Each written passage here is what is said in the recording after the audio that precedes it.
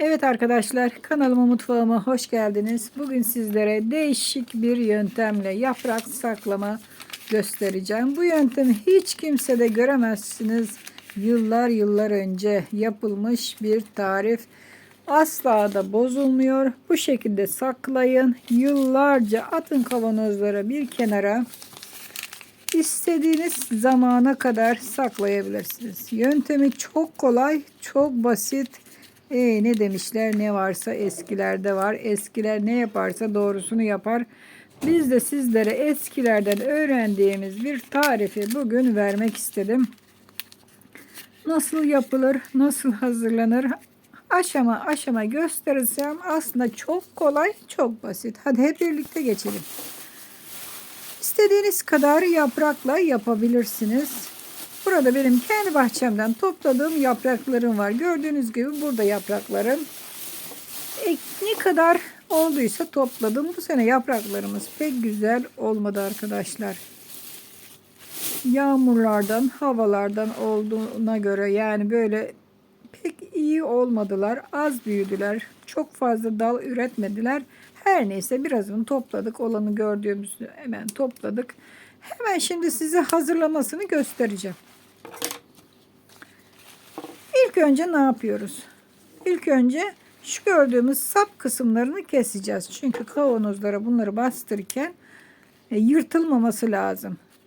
Şöyle sap kısımlarını kesiyoruz. Hani bazıları der ki bunlar buradan çürür. Asla da çürüme yok, bozulma yok. Bak bunu unutmayın. İster salamurayı yapın, ister kuru bir şekilde yaprak hazırlayın. Bunlar çürümez. Bu şekilde saplarını temizliyoruz. Hem daha kolay bir şekilde sarmalarınızı yaparsınız ki daha sonradan bu yaprakları temizlemeye kalkmazsınız. Çünkü biz fabrikasyon yapmadığımız için azar azar yaptığımız için temiz yapmamız lazım. Fabrikasyon yapanlar genelde böyle uğraşmak istemedikleri için sapını çöpünle doldururlar ama bu şekilde hazırlarsak çok daha güzel ve temiz olur. Dediğim gibi şöyle yaprakların saplarını kesiyoruz. Yıkamadık arkadaşlar. Bunlar dalından koparıldığı gibi yıkamadık. Hiçbir şekilde su yok. Su yok. Susuz bir şekilde hazırlayacağız biz bu saklama yöntemini.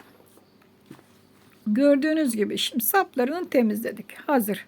Elimde olan yapraklarımda bu kadar, bir ölçüsü yok. Kavanozlarımda yarım kiloluk kavanozlardan kaç kavanoz çıkacaksa dolduracağım. Şöyle bakın, bir tutam yaprağı şöyle yuvarlıyorum rulo şeklinde. Bakın. Bu şekilde yuvarlayıp kavanoza koyuyoruz. Kavanozumuzun aldığı kadar şöyle bir tutam dolduracağız. Kaç kavanoz çıkarsa 1 kiloluk kavanoza da yapabilirsiniz. Yarım kiloluk kavanoza da yapabilirsiniz. Bu tamamen size kalmış.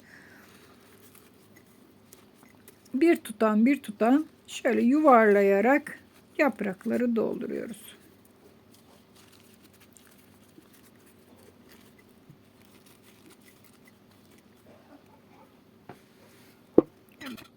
Evet. Eğer salamuralı tarif arıyorsanız arkadaşlar, o tarifte kanalımda mevcuttur. Derin dondurucuya konan çeşidi de mevcuttur. Bakabilirsiniz. Ölçüleri tamdır, garantilidir, bozulmaz. İsteyen salamura yapsın, isteyen derin dondurucuda saklasın, isteyen bu yöntemle, şu verdiğim yöntem ile, bu değişik bir yöntem, çok kişi bilmez. Bu yöntemle saklasın, doldursun kavanozu, atsın bir köşeye, hiçbir şekilde de bozulmaz. Korkmasın yani bozulacak diye. Şimdi ben yapraklarımdan 3 tane yarım kiloluk kavanoz oldu. Ha, isteyenin daha çok olabilir. Yaprağı çok sayıda daha çok olabilir. Daha sıkı sıkıştırın yapraklarınızı, yine de olur yani. Şimdi esas geçelim saklama yöntemine. Ne yapacağız? Şimdi şöyle bir parça kağıt parçasını şöyle yuvarlıyoruz. Bakın şimdi bu yöntemi eskiden annelerimizin yaptığı yöntemi gösteriyorum sizlere. Çok kişi bilmez. Hani salamuraya bastım da salamurası bozuldu da küf yaptı da diyecek değil.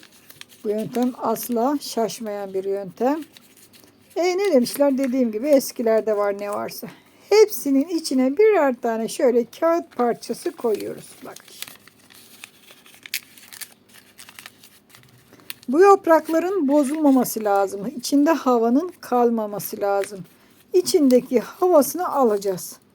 İçindeki havayı aldığımız zaman otomatikman zaten havasız yerde kalacaklar için yapraklar bozulmayacak. İşte şöyle bir tanesine bakın, çakmağımla yakıyorum.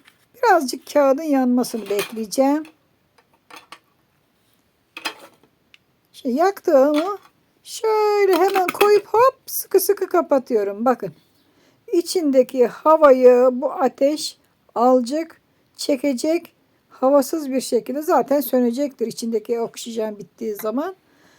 Tüm kavanozlara aynı yöntemle kapağını kapatıyoruz ve kapak zaten sıkı sıkı kapanacak.